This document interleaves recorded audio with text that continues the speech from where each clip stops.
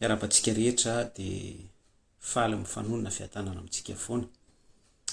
Lasa saina be aho satria mandinika hoe raha misy angamba firenena voky fotoam-pivavahana indrindra maneran-tany dia isika malagasy. Raha misy firenena voky antsam-piderana indrindra maneran-tany dia isika malagasy.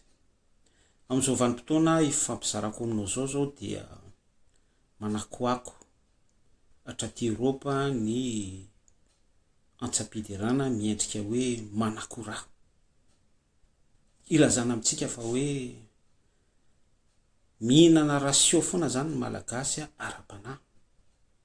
Voky, tena voky. Fotoam-pivavahana, zaika be, fotoan-jôbily, tena voky ny malagasy. Voky fotoam-pivavahana ny malagasy, voky zava-panahy ny malagasy, manomboka any amin'ny filoham-pirenena voky Jesosy hatraty amin'ny vahoaka tsotra. Kanefa eo indrindra ny mahalasa saina anahy hoe raha misy firenena voky fotoam-pivavahana indrindra maneran-tany dia isika malagasy. Kanefa ny tena mahalasa saina anahy dia hoe maninona nefa ny firenentsika no farahita indrindra maneran-tany, ara-panahy, ara-toetsaina, ara-materialy ary amin'ny lafiny croissance toe-karena dia ao anatin'ny firenena klasé hoe mantra indrindra isika malagasy. Misy zavatra tsy mikôlina satria raha hoe voky fotoam-pivavahana voky Jesosy manomboka any amin'ny rezimanta ny foloalindahy, ny senia voky fahamarinana, ny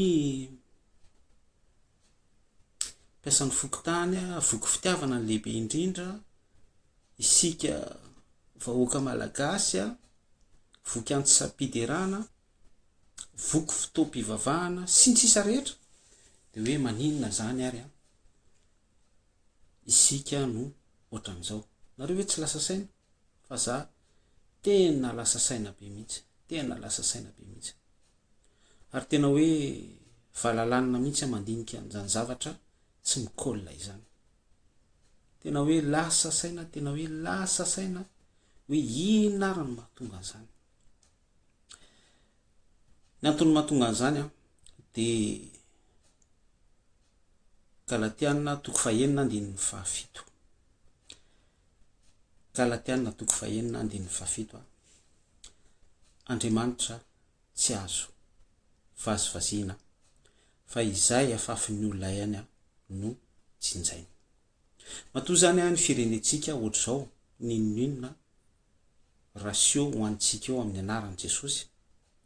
Andriamanitra tsy azo vazivaziana fa ny anton'izao fahantrana izao dia isika no namafy an'izao. Ny ahy moa zany ny partage ataoko dia hoe andao foana mibebaka. Zay tsy misy afa-tsy zay. Sinon tsy avitra tsony ty Madagasikara ity. Averiko tsara rehefa niteneniko teto zany ia 5 ans passé.